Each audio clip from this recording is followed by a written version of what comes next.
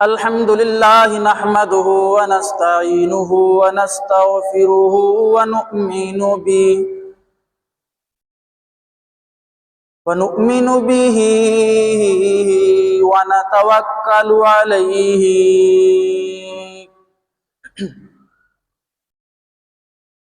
ونعوذ بالله من شرور أنفسنا ومن سيئات أعمالنا من يهده الله فلا مضل له ومن يضلله فلا هادي له ونشهد أن لا إله إلا الله وحده لا شريك له ونشهد أن سيدنا ومولانا محمدا عبده ورسوله أما بعد فأعوذ بالله السميع العليم من الشيطان الرجيم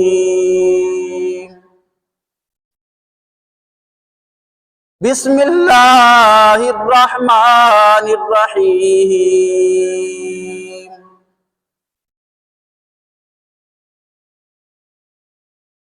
محمد رسول الله والذين معه أشداء على الكفار رحماء بينهم تراهم ركعا سجدا يبتغون فضلا من الله ورضوانا سيماهم في وجوههم من أثر السجود وقال النبي صلى الله تعالى عليه وسلم اللهم أعز الإسلام بأبي جهل بن هشام أو بعمر بن الخطاب أو كما قال عليه الصلاة والسلام صدق الله العلي العظيم وصدق رسوله النبي الكريم ونحن على ذلك لمن الشاهدين والشاكرين والحمد لله رب العالمين. درود پاک. اللهم صل على محمد وعلى محمد كما صليت على ابراهيم.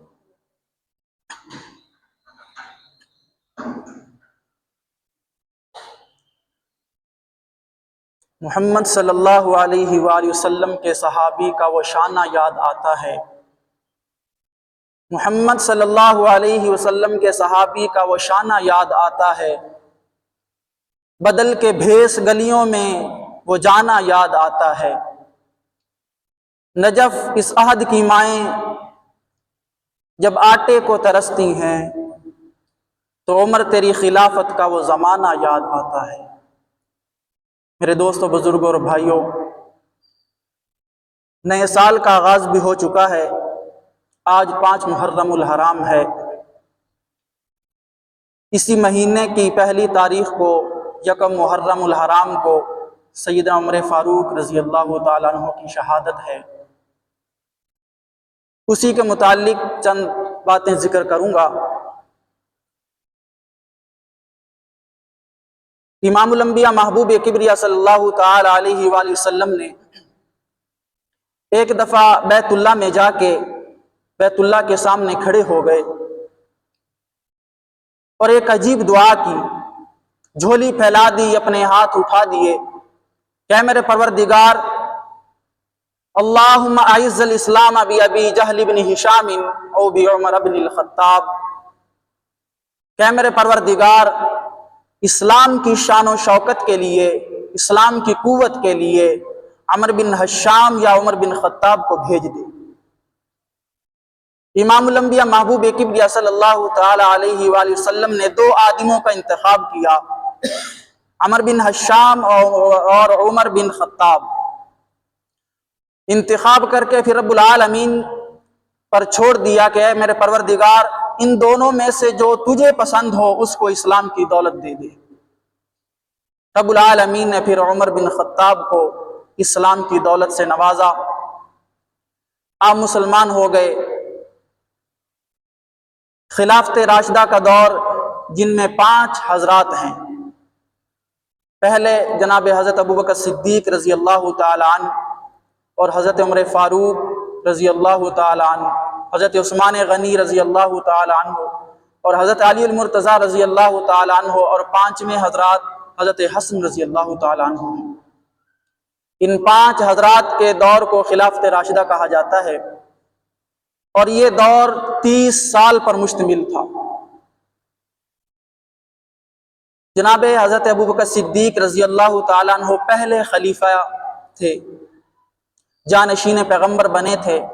ان کی وفات کے بعد 23 اگست 634 عیسوی کو بمطابق 22 جمادی الثانی 13 ہجری کو سیدنا عمر فاروق رضی اللہ تعالیٰ عنہ نے اس مسند خلافت کو سنبھالا تھا، اور آپ کا دور جو دور خلافت کا تھا وہ 10 سال 5 مہینے 21 دن پر مشتمل تھا۔ اس دور کے اندر آپ نے بہت سی فتوحات کی۔ مورخین نے لکھا ہے کہ آپ کے دور کے اندر 3600 علاقے فتح ہوئے تھے، اور 4000 مساجد بنائی گئیں، 900 جامع مسجدیں بنائی گئی تھیں، جن میں شام، مصر، عراق، فارس، بلوچستان، خوزستان، آذربائیجان، عجم، آرمینا، یہ تمام علاقے اس میں شامل ہیں۔ آپ کا نام عمر تھا، والد کا نام خطاب، دادا کا نام نفیل تھا۔ آپ چند پشتوں کے بعد یعنی 9ویں پشت میں جا کر آپ کا شجرہ نسب حضور نبی کریم صلی اللہ تعالی وسلم کی ذات کے ساتھ مل جاتا تھا، یعنی محمد بن عبداللہ کے ساتھ۔ 9ویں پشت کعب کے 2 بیٹے تھے، مرہ اور عدی۔ عدی کی اولاد سے حضرت عمر فاروق تشریف لائے، اور مرہ کی اولاد سے آپ علیہ السلام تشریف لے کے آئے۔ اس لیے 9ویں پشت میں جا کر آپ کا شجرہ نسب حضور کے ساتھ مل جاتا ہے۔ آپ بہت بڑی سلطنت کے مالک تھے، اور فتوحات کا سلسلہ بڑی وسیع و عریض طریقے سے جاری تھا۔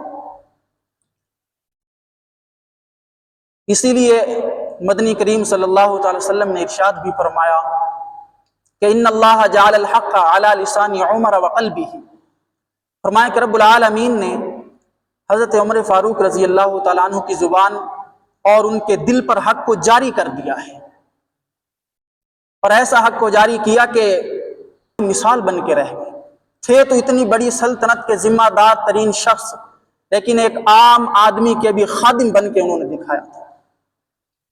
خادمیت والی زندگی انہوں نے گزار کے دکھائی تھی۔ بہت بڑے حاکم تھے، تاریخ میں اس سے بڑی سلطنت کبھی وجود میں آئی ہی نہیں تھی اس سے پہلے، جتنی بڑی سلطنت کے وہ مالک بنے تھے۔ لیکن انہوں نے پھر بھی اپنے ماضی کو نہیں بھولا، اپنے بڑوں کو نہیں بھولا تھا۔ اسی لیے کہا کرتے ہیں کہ عقل مند وہ شخص ہے، غیرت مند وہ شخص ہے جو اپنا ماضی نہیں بھولا کرتا۔ غیرت مند اور عقل مند وہ شخص ہے جو اپنے ماضی کو نہیں بھولتے، جو اپنے خاندان کو نہیں بھولتے، جو اپنے بڑوں کو نہیں بھولتے۔ سیدنا عمر فاروق رضی اللہ تعالیٰ عنہ ایک مقام پر تشریف لائے، صحابہ کرام بھی آپ کے ساتھ تھے۔ ایک مقام پہ آ کے کھڑے ہو گئے، آنکھوں میں آنسو آ گئے، رونے لگ گئے، آپ دیدہ ہو گئے۔ ساتھیوں نے پوچھا کہ عمر کیا بات ہے، کس چیز نے آپ کو رلا دیا، کیوں آپ رونے لگ گئے؟ حضرت عمر فاروق رضی اللہ تعالیٰ عنہ فرماتے ہیں وہ عرض طعامہ کے پاس آ کے کھڑے ہوئے تھے، فرمانے لگے کہ میرے یارو تم جانتے نہیں کہ یہ کون سی جگہ ہے؟ یہ وہ جگہ ہے کہ جہاں میرا باپ مجھے 5 اونٹ دے کے بھیجا کرتا تھا، اور میں یہاں آ کے کھڑا ہو جاتا تھا۔ جب یہاں آ کے کھڑا ہوتا میرا باپ کہتا کہ عمر ان 5 اونٹوں کو سیدھا کھڑا کر دو۔ عمر کہتے ہیں کہ میں پہلے سامنے والے اونٹ کو سیدھا کرتا، پیچھے والا بگڑ جاتا، پیچھے والے کو سیدھا کرتا تو سامنے والا بگڑ جاتا۔ جب دونوں ایک سمت میں ہوتے درمیان والے آگے پیچھے ہو جاتے۔ عمر فرماتے ہیں کہ میرے یارو، میرا باپ غصے میں اترتا، اونٹوں کے رسے کے ساتھ مجھے مارتا اور کہتا کہ عمر تو اسے 5 اونٹ سنبھالے نہیں جاتے، کل کو زندگی کیسے گزارے گا۔ اس کا باپ اس کو تانا دیا کرتا تھا کہ عمر تو اپنی زندگی کس حال میں گزارے گا، تو اسے 5 اونٹ سنبھالے نہیں جاتے، سیدھے قطار میں نہیں کھڑے کیے جاتے۔ عمر فرماتے ہیں کہ لوگوں، میں اس منظر کو یاد کر کے مجھے رونا آ گیا کہ آج 22 لاکھ مربع میل کا حکمران بن گیا۔ آج عمر درہ دکھاتا ہے، زمین کانپنے لگ جاتی ہے۔ آج عمر خط لکھتا ہے، دریا بہنے لگ جاتا ہے۔ عمر اپنے چادر دکھاتا ہے، لاوا شرما کے واپس چلا جاتا ہے۔ لوگوں، یہ عمر کا کمال نہیں، یہ تو نگاہ نبوت کا کمال ہے۔ آؤ میں تمہیں حضرت عمر فاروق رضی اللہ تعالیٰ عنہ کے دور خلافت میں لے کے چلوں۔ رات کا وقت ہے، امیر المومنین خلیفۃ المسلمین جناب عمر فاروق رضی اللہ تعالیٰ عنہ گشت کر رہے ہیں، رات کو پہرا دے رہے ہیں۔ ارے دیکھو کتنے بڑے امیر المومنین ہیں، 22 لاکھ مربع میل کے حکمران ہیں، سارا دن خدا کی مخلوق کی خدمت کرتے ہیں، رات کو پہرا داری کرتے ہیں، پہرا داری کر رہے ہیں۔ ایک گلی میں نکلے، جا کے کیا دیکھتے ہیں، ایک بوڑھی عورت اپنے گھر کے سامنے دروازے کے باہر آ کے بیٹھ گئی۔ آپ نے دیکھا، پوچھا اماں کیا بات ہے، کوئی تکلیف ہے، کوئی پریشانی ہے، نیند کیوں نہیں آتی، رات کے اس پار باہر کیوں بیٹھی ہیں؟ وہ اماں رو کے کہتی، اماں نے پہچانا نہیں کہ کون آیا، اماں جانتی نہیں تھی کہ یہ عمر فاروق آئے کھڑے ہیں۔ اماں کہتی ہے بیٹا میں کیسے سو جاؤں، مجھے نیند نہیں آتی، 25 دینار مجھ پہ قرضہ ہے۔ اماں کہتی ہے 25 دینار مجھ پہ قرضہ، مجھے نیند کیسے آ جائے، میں پریشان ہوں، میرا کمانے والا کوئی نہیں، مجھے سنبھالنے والا کوئی نہیں، مجھے خوف ہے کہ اگر مجھے اسی حالت میں موت آ گئی، کل میں رب العالمین کو کیا منہ دکھاؤں گی۔ امیر المومنین خلیفۃ المسلمین جناب حضرت سیدنا عمر فاروق رضی اللہ تعالیٰ عنہ فرماتے ہیں کہ اماں تو نے عمر فاروق کو کیوں نہیں بتا دیا، تو عمر کو جا کے بتاتی، وہ تیرا 25 دینار قرضہ ادا کر دیتے۔ اماں کہتی ہے کہ اے میرے بیٹا، اماں کو پتہ نہیں تھا کہ یہ عمر میرے سامنے کھڑا ہے۔ اماں کہتی ہے بیٹا مجھے کیا پتا، میں اس کے پاس کیسے چلی جاؤں اور میں کیوں اس کے پاس جاؤں۔ اس کو چاہیے کہ اپنی رعایا کے غریبوں کی بھی خبر کرے، ایک ایک غریب کی خبر کرے۔ وہ کیسا حکمران بن گیا، امیر المومنین خلیفۃ المسلمین جناب عمر فاروق رضی اللہ تعالیٰ عنہ اور پریشان ہو گئے۔ فرمانے لگے کہ اماں اگر میں عمر کی طرف سے 25 دینار قرضہ ادا کر دوں، کیا تو عمر کو معاف کر دے گی؟ اماں کہتی ہے کہ دیکھا جائے گا، ایک بار ادا تو کر دو۔ حضرت عمر فاروق رضی اللہ تعالیٰ عنہ کو فوری اپنے غلام اسلم کو اشارہ کیا کہ جلدی جاؤ، 2 تھیلے راشن کے تیار کرو اور 2 مہینے کا خرچہ تیار کرو اور 25 دینار الگ سے لے کے آؤ۔ جب یہ سب کچھ لایا گیا، لا کے سامنے رکھ دیا کہ اماں یہ 2 مہینے کا راشن پانی آ گیا، 2 مہینے کا خرچہ بھی آ گیا اور یہ 25 دینار تیرا قرضہ الگ سے آ گیا، اب تو عمر کو معاف کر دے۔ اماں کہتی ہے کہ بیٹا میں عمر کو معاف نہیں کروں گی، میں عمر کو کیوں معاف کر دوں، میں تجھے پیار کرتی ہوں، تیرے سر پہ ہاتھ رکھتی ہوں، تیرا ماتھا چومتی ہوں، لیکن میں عمر کو معاف نہیں کروں گی۔ حضرت عمر فاروق رضی اللہ تعالیٰ عنہ نے اپنی پگڑی کو اتار کے اس کے قدموں میں رکھ دیا کہ اماں تو عمر کو معاف کر دے۔ اماں نے جب اس حالت کو دیکھا، جب وہ رونے لگے، گڑ گڑانے لگے، اماں نے کہا کہ بیٹا میں عمر کو معاف کرتی ہوں۔ عمر نے فوری اپنے غلام اسلم کی طرف اشارہ کیا کہ جلدی کاغذ قلم لے کے آؤ۔ کاغذ قلم لایا گیا، اماں کو کہا کہ اماں اس کاغذ پہ لکھ کے دے دو کہ عمر کی طرف سے 25 دینار قرضہ ادا کر دیا گیا تھا، جس کے عوض عمر کو تو نے معاف کر دیا۔ اماں کہنے لگی بیٹا مجھے لکھنا نہیں آتا۔ حضرت عمر فاروق رضی اللہ تعالیٰ نے اپنے ہاتھوں سے لکھا۔ لکھنے کے بعد اماں سے کہا اماں یہاں پہ انگوٹھا لگا دے کہ تو نے عمر کو معاف کر دیا۔ ابھی یہ باتیں چل ہی رہی تھی کہ اتنے میں سیدنا علی المرتضیٰ رضی اللہ تعالیٰ عنہ اور عبداللہ بن مسعود رضی اللہ تعالیٰ عنہ بھی تشریف لے آئے۔ فرمانے لگے کہ عمر ہم نے پورا مدینہ ڈھونڈ لیا، پورے مدینے کی گلیاں ڈھونڈ لی، تو کہیں نہیں ملا، تجھے شام کے سفیر تجھے ملنے آئے ہیں، امیر المومنین تو کہاں کہاں چلتا ہے۔ یہ جب الفاظ سنے اس اماں نے کہ امیر المومنین تو میرے سامنے بیٹھا ہے، اماں تھر تھر کانپنے لگ گئی کہ بیٹا مجھے پتا نہیں تھا کہ تو امیر المومنین ہے، میں تجھے اتنا ستاتی نہ، تجھے اتنا نہ رلاتی۔ حضرت عمر فاروق فرماتے ہیں کہ اماں تو چھوڑ اس بات کو، تو بس اس بات پہ قائم رہ کہ تو نے عمر کو معاف کر دیا۔ آپ اٹھے، جب ان دونوں حضرات کے پاس چلے گئے، حضرت علی المرتضی عبداللہ بن مسعود فرماتے ہیں کہ عمر کب تک تو اپنے آپ کو اس حالت میں رکھے گا۔ اب رضی اللہ تعالیٰ عنہ نے حضرت علی المرتضی کے دونوں کندھوں پہ ہاتھ رکھا اور اس کی داڑھی کو ایسے ایسے کرنا شروع کر دیا، فرمانے لگے کہ علی تیری داڑھی میں اتنے بال سفید نہیں آئے جتنے بال سفید میری داڑھی میں آ گئے ہیں۔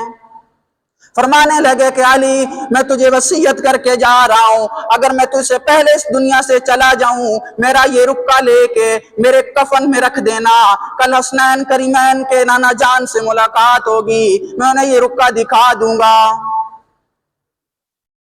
فرماتے ہیں کہ علی کل قیامت کے دن یا رب العالمین کی عدالت کے اندر پوچھا جائے گا کہ عمر تو لوگوں کے ساتھ تو نے کیا سلوک کیا تھا، میں یہ لکہ دکھا دوں گا کہ میرے پروردگار مجھ سے ایک اماں ناراض تھی، میں اس کو راضی کر کے آ گیا ہوں۔ یہی عمر فاروق رضی اللہ تعالیٰ عنہ ہیں کہ جب 23 ہجری کو ذوالحجہ کے مہینے کے اندر حج کا سفر سے واپسی ہو رہی ہے، واپسی کے دوران اسی دوران حضرت عمر فاروق رضی اللہ تعالیٰ عنہ نے ایک مقام پر زمین پر لیٹ کر دونوں ہاتھ آسمان کی طرف بلند کی اور ایک دعا کی، عرض کرنے لگے میرے پروردگار تو دیکھ رہا ہے میں کمزور ہوں، آج میں کمزور ہو گیا ہوں، رعیت بڑھتی جا رہی ہے، ذمہ داریاں بڑھتی جا رہی ہیں، اے الہ العالمین میں کمزور ہو گیا ہوں، میں کمزوری محسوس کر رہا ہوں، تو مجھے اپنے پاس بلا لے، مجھے یہاں سے اٹھا لے، اس سے پہلے کہ میں اپنی اس رعیت کے بارے میں ان کی ذمہ داریوں کے بارے میں مسئول نہ بن جاؤں کہ میں ان کے حقوق ادا نہ کر سکوں۔ روایات کے مطابق لکھا ہے کہ آپ اس دعا کے بعد چند دن ہی آپ اس دنیا میں باقی زندہ رہے، اس دنیا کو چھوڑ کے چلے گئے۔ اسی مہینہ کے اندر 26 ذوالحجہ کے دن فجر کی نماز آپ پر قاتلانہ حملہ ہوا، اور بعض روایات میں یہ الفاظ بھی آئے ہیں کہ ذوالحجہ کے 4 دن باقی تھے کہ آپ پہ قاتلانہ حملہ ہوا۔ حملہ کرنے والا ابو لولو فیروز مجوسی ایرانی غلام تھا، سیدنا مغیرہ بن شعبہ رضی اللہ تعالیٰ عنہ کا غلام تھا۔ یہ وہ غلام تھا کہ جس کو مدینہ میں ایک خصوصی رعایت دے کے رہنے کی اجازت دی گئی تھی، کیونکہ امیر المومنین خلیفۃ المسلمین جناب عمر فاروق رضی اللہ تعالیٰ عنہ نے ایک قانون بنا رکھا تھا کہ مدینہ کی حدود کے اندر غیر مسلم کا داخلہ منع ہے، غیر مسلم مدینہ کی حدود کے اندر داخل نہیں ہو سکتا۔ لیکن سیدنا مغیرہ ابن شعبہ رضی اللہ تعالیٰ عنہ نے ایک درخواست پیش کی تھی کہ امیر المومنین آپ ابو لولو فیروز کو مدینہ میں آ کے کام کرنے کی اجازت دیں، کیونکہ وہ بڑے فنون کی مہارت رکھتا ہے، بڑے کام جانتا ہے، بڑے فن میں مہارت رکھتا ہے، اگر وہ مدینہ میں کام کرے گا لوگوں کا بڑا فائدہ ہوگا۔ اس وجہ سے امیر المومنین نے ابو لولو فیروز کو مدینہ میں آ کے کام کرنے کی اجازت دے دی۔ چند دن ہی بعد وہی ابو لولو فیروز ایک فریادی بن کر امیر المومنین کی عدالت میں حاضر ہوا اور ایک شکایت لے کے آیا، امیر المومنین میرا آقا سیدنا مغیرہ بن شعبہ رضی اللہ تعالیٰ عنہ مجھ سے بہت زیادہ ٹیکس وصول کرتا ہے۔ دستور یہ تھا کہ جو غلام ہوا کرتے تھے وہ اپنا سارا دن کام کرتے، کام کرنے کے بعد اپنی آمدنی میں سے کچھ حصہ متعین کر کے اپنے آقاؤں کو دیا کرتے جن کی وہ غلامی میں ہوا کرتے تھے۔ حضرت مغیرہ بن شعبہ رضی اللہ تعالیٰ عنہ نے ایک دن کا یومیہ 2 درہم ٹیکس متعین کیا تھا کہ ابو لولو فیروز تو سارا دن کام کرے گا، ایک دن کا 2 درہم ٹیکس مجھے دے گا۔ یہ 2 درہم جب ٹیکس متعین ہوا تو شکایت لے کے آ گیا کہ زیادہ ٹیکس مجھ سے وصول کرتے ہیں۔ حضرت عمر فاروق رضی اللہ تعالیٰ عنہ نے پوچھا کہ تو کون کون سے کام جانتا ہے؟ اس نے گنوائے کہ میں یہ کام بھی جانتا ہوں، میں فلاں کام بھی جانتا ہوں، فلاں کام بھی جانتا ہوں۔ تو حضرت عمر فاروق نے فیصلہ کیا کہ ابو لولو فیروز یہ 2 درہم ٹیکس کوئی زیادہ نہیں ہے جتنے تو کام جانتا ہے، اس پر وہ بڑا غصے میں آیا، غضبناک ہوا تھا۔ اسی دوران ہی حضرت عمر فاروق رضی اللہ تعالیٰ عنہ نے ایک درخواست پیش کر دی کہ ابو لولو فیروز، تو میرے لیے ایک ایسی چکی بنا کے دے جو ہوا پہ چلتی ہو اور آٹا بھی پیستی ہو۔ اور بعض روایات میں یہ بھی آیا ہے کہ آپ نے ایک خنجر کا سوال کیا تھا کہ مجھے خنجر بنا کے دو، تو اس وقت ابو لولو فیروز نے اسی غصے کی حالت میں کہا تھا کہ ہاں میں تجھے ایسا خنجر بنا کے دوں گا کہ جس کی مثال رہتی دنیا تک باقی رہے گی۔ وہ تو یہ کہہ کے چلا گیا۔ حضرت امیر المومنین عمر فاروق رضی اللہ تعالیٰ عنہ نے اپنے صحابہ کو بتایا کہ لوگوں یہ مجھے قتل کی دھمکی دے کے گیا ہے، لیکن آپ نے اس پر کوئی گرفتاری نہیں کی، کوئی قید کا حکم نہیں لگایا۔ چند دن ہی بعد وہ فجر کی نماز میں آ کے اس نے آپ رضی اللہ تعالیٰ عنہ پر حملہ کیا اور لکھا ہے کہ 6 بار تہ بتہ کیا آپ نے حضرت عمر فاروق پر، اور آپ زمین پر گر پڑے۔ آپ کے پیچھے سیدنا عبد الرحمن ابن عوف رضی اللہ تعالیٰ عنہ تشریف فرما تھے، وہ آگے بڑھے، انہوں نے آ کے نماز کو مکمل کیا مختصر ترین صورتوں کے ساتھ، اور لکھا ہے کہ اس نے جب نکلنا چاہا تو صحابہ کرام کانہم بنیان مرصوص کی تفسیر بن کے کھڑے ہو گئے تھے کہ وہ نکل نہ سکا وہاں سے۔ روایات میں آتا ہے کہ اس نے 13 آدمیوں پر پھر وار کیے، جن میں سے 6 سے 7 آدمی موقع پر شہید ہو گئے تھے۔ صرف حضرت عمر فاروق کی شہادت نہیں ہے، 6-7 اور بھی صحابہ ساتھ ہیں کہ جن کی شہادت ہوئی، پھر بھی وہ نکل نہ سکا۔ پھر ایک عراقی شخص کے بارے میں آتا ہے کہ اس نے اپنا کمبل چادر اس کے اوپر ڈالا اور اس کو اپنی لپیٹ میں لیا، پھر اس نے فوراً خودکشی کر کے اپنے آپ کو ہلاک کر دیا تھا۔ نماز کے بعد جب حضرت عمر فاروق کو کچھ فاقہ ہوا، حوصلہ ہوا، پوچھا کہ میرا قاتل کون ہے؟ بتایا گیا کہ ایک کافر ہے، ابو لولو فیروز مجوسی ہے۔ آپ نے اس پر اللہ کا شکر ادا کیا۔ وجہ یہ تھی کہ اگر آج قاتل کوئی مسلمان ہوتا، ایک بہت بڑا فتنہ شروع ہو جانا تھا، جو فتنہ 10-12 برس بعد سیدنا عثمان غنی رضی اللہ تعالیٰ عنہ کی شہادت پر شروع ہوا تھا۔ حضرت عثمان غنی رضی اللہ تعالیٰ عنہ کی شہادت، جو ان کے قاتلین تھے وہ نام نہاد مسلمان تھے، کلمہ گو تھے، مسلمان تھے، انہوں نے کلمہ شہادت کو اپنے لیے ڈھال بنایا تھا، اس لیے وہاں سے بہت بڑا فتنہ ہوا۔ اسی بات پر حضرت عمر نے شکر کیا کہ شکر ہے کہ میرا قاتل کوئی مسلمان نہیں ہے۔ تو آپ کی وصیت کے مطابق آپ کا جنازہ حضرت صہیب رومی رضی اللہ تعالیٰ عنہ نے پڑھایا، اور آپ کی جو مرقد ہے وہ حجرہ عائشہ میں بنا، اور آپ نے اپنے صاحبزادے کو بھیجا تھا کہ حضرت عائشہ سے اجازت چاہو کہ میں آپ کے حجرے میں دفن ہونا چاہتا ہوں۔ یہ مرحلہ کس قدر کٹھن تھا اور اتنی اثار کیا آپ نے فرمایا کہ حضرت عائشہ فرماتی ہیں کہ عمر یہ تو میں نے اپنے لیے جگہ رکھی تھی، لیکن میں عمر کی ذات کو اپنی ذات پر ترجیح دیتی ہوں اور میں عمر کو یہاں دفن ہونے کی اجازت دیتی ہوں۔ پھر آپ کو حجرہ عائشہ میں دفن کر دیا گیا تھا۔